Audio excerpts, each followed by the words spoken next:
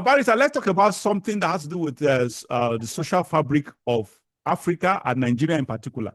Now, earlier in the week, we read about what Kate Henshaw said. Kate Henshaw, for those of you, I don't know, yes, for those of you who are not following entertainment shows or news, Kate Henshaw is, she's a celebrity.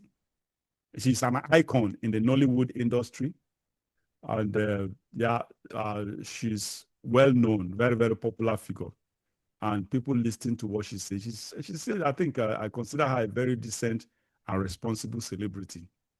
Now, she said something that I completely disagree with her about.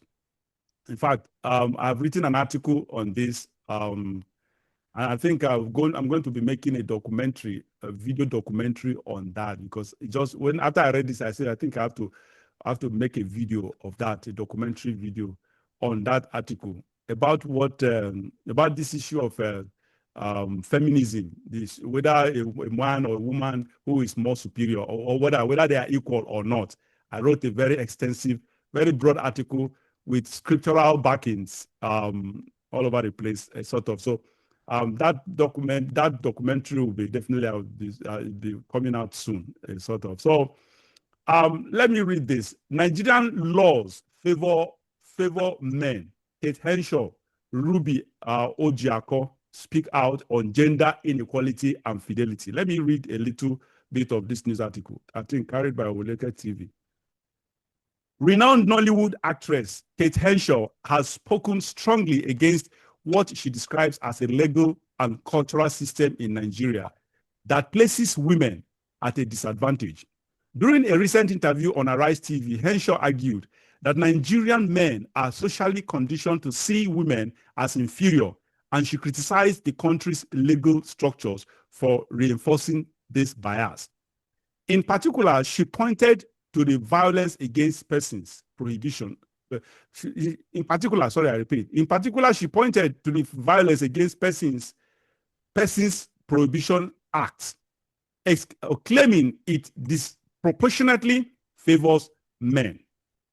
Now she reads, or rather, I quote her: God first created man, no doubt, but he brought the woman out from the side and not from under the man's feet. He created the woman not to be beneath the man, but beside, to reign beside him, to be fruitful, multiply, and grow together. But Nigerian men see women as less human. Even our laws, the Violence Against Persons Prohibition Act, prohibition law, favors men. A man is allowed to chastise his wife. Why? Barrister, what's your take on this before I come back to give my own opinion? Yes, I think she just picked that thing from the middle. You have to go back to the beginning of societies.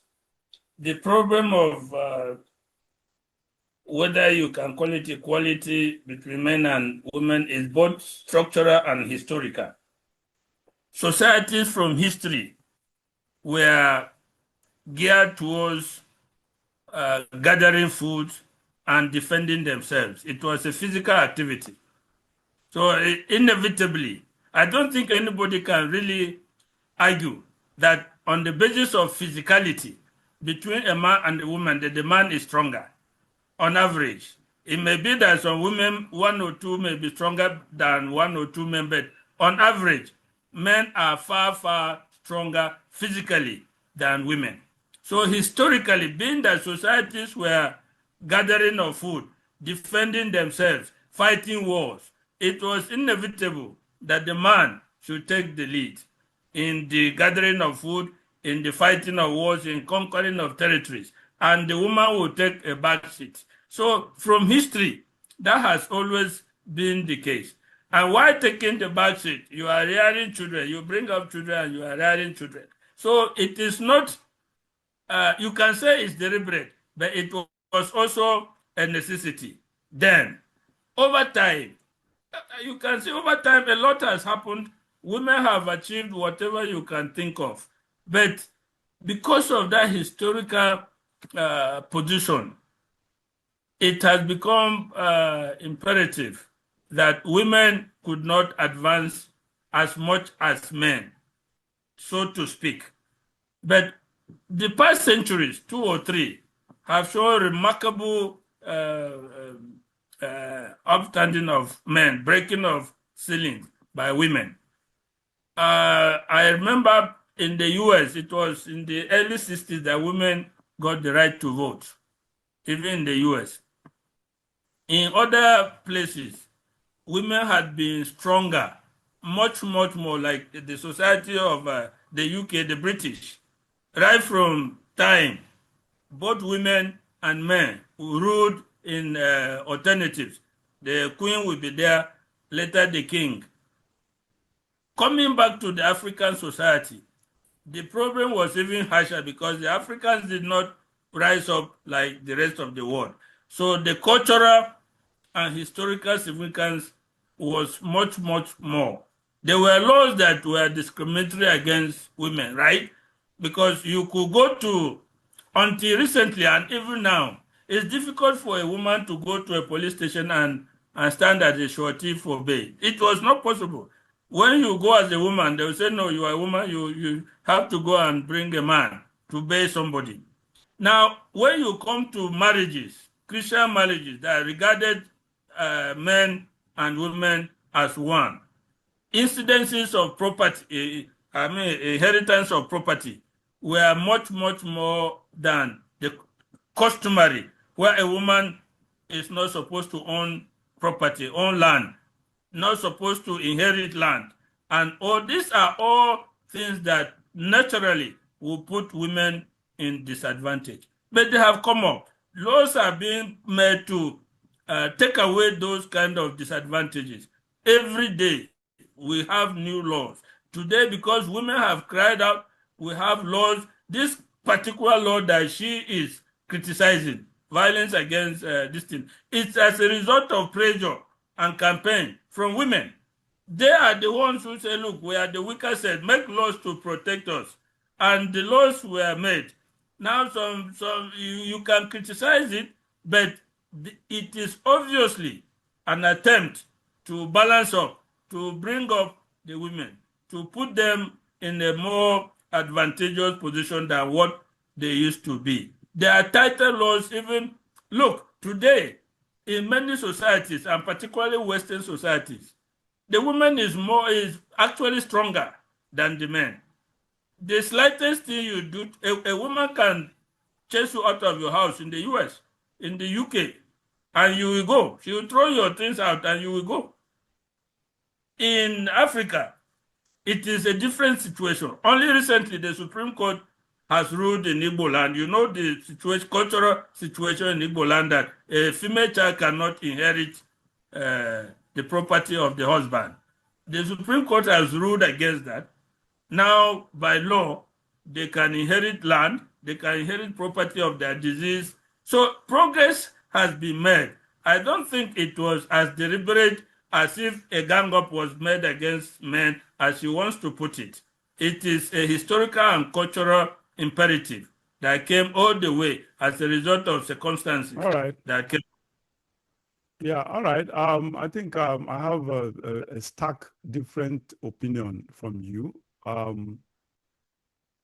Not really stark, but there are some areas I agree with you on, and there's some areas I have a different take on that.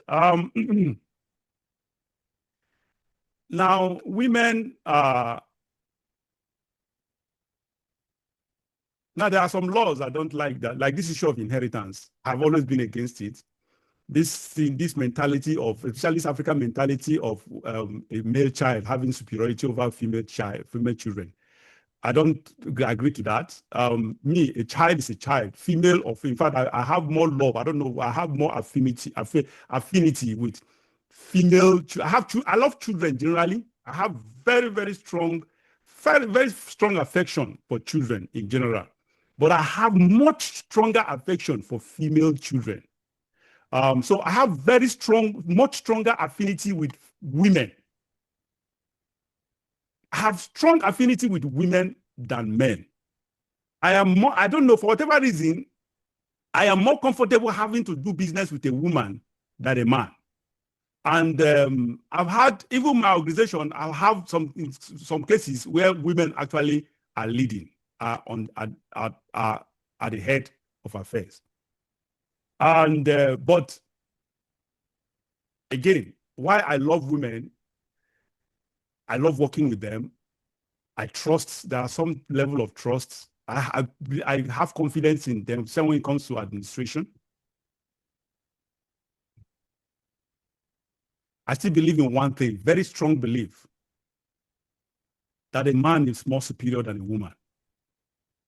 And I have strong evidence to prove that. I've written an extensive article on that, and I wrote it years ago, but when I read this or whatever, I just felt inspired to actually put it on, because I realized one thing about Africans, and especially Nigerians: reading is not part of what we don't read. Put anything in writing, you won't get it out there. So I decided to make a documentary of this article. I think I've even scripted it. I did the scripting 2 days ago.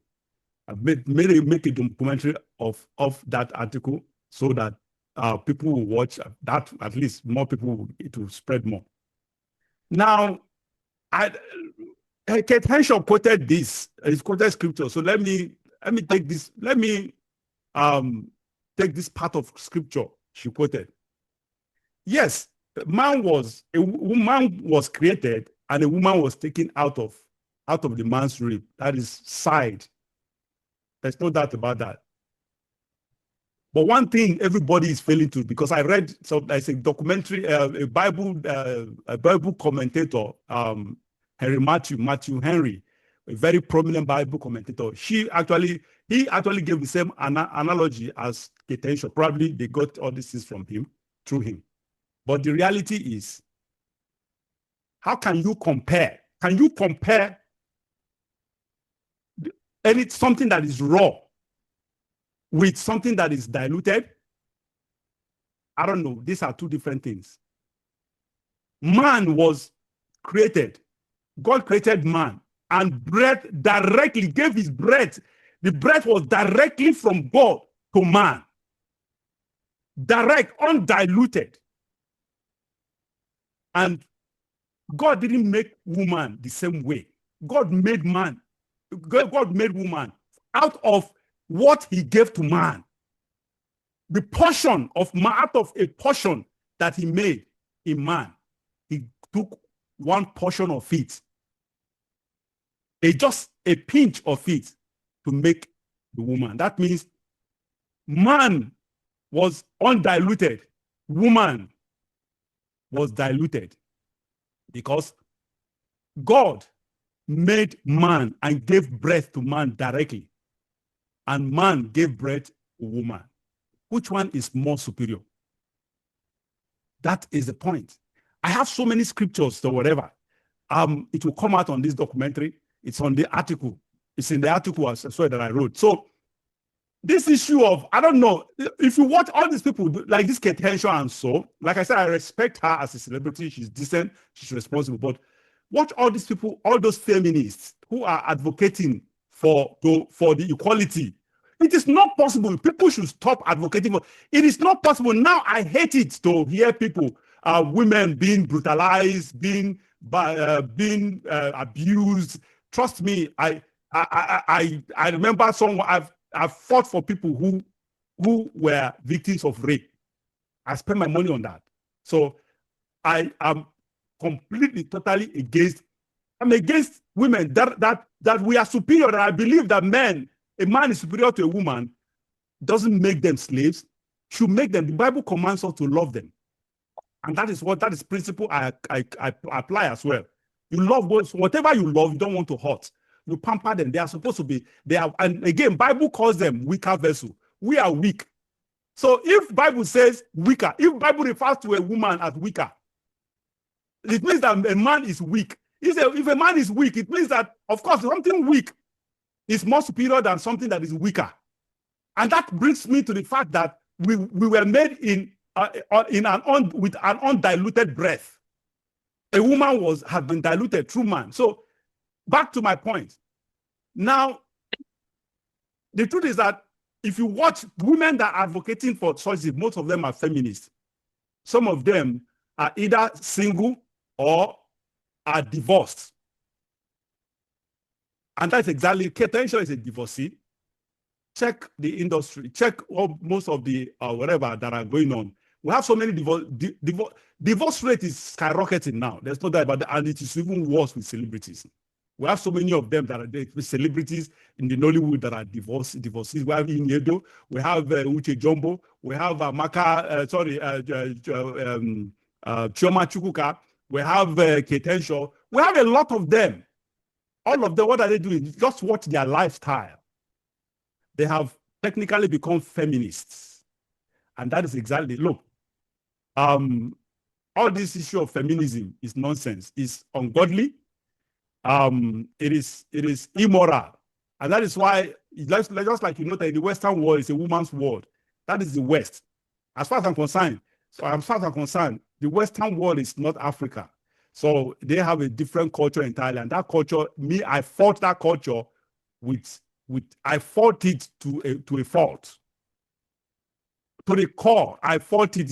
I am totally against that culture. Because it's not, while I respect, I adore, I love women. And of course, for those of you who know me, I've been married for almost 22 years now. So that's to tell you that how much I respect and love women. I love and I respect my wife. My wife would attest to that. So that we are superior. I believe that a man is superior to a woman does not mean that women should be our slaves. Absolutely not. We should treat women with all the love. The Bible commands us to do that. Treat them with respect or whatever. So go ahead. Let me say that these people talking about quoting the Bible like Kate Henshaw quoted and talk about where God picked a woman from, the part of the body that God picked woman from, to make the argument that means that a woman is not below the man. It's not correct, because the rib is not the head.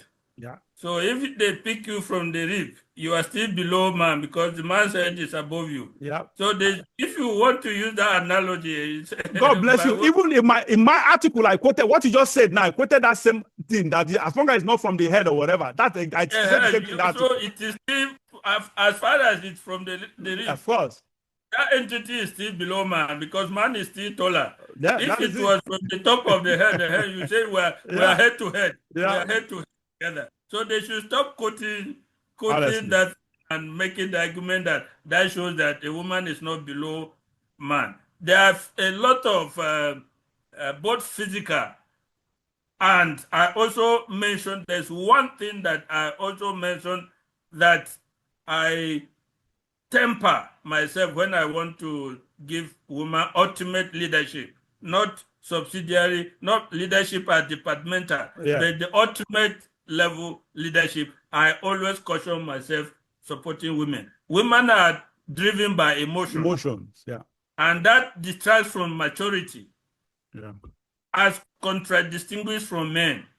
Men are far more matured in their decision making, because they are not encumbered by unnecessary emotions. That is a big difference between men and women. And for that reason, I'm cautious in giving women ultimate leadership position, because they act from that emotional intake that dominates them. And that is always not the right thing to do. Yeah, I agree with you. Anyway, that is it. Thank you so very much, Barrister, for that.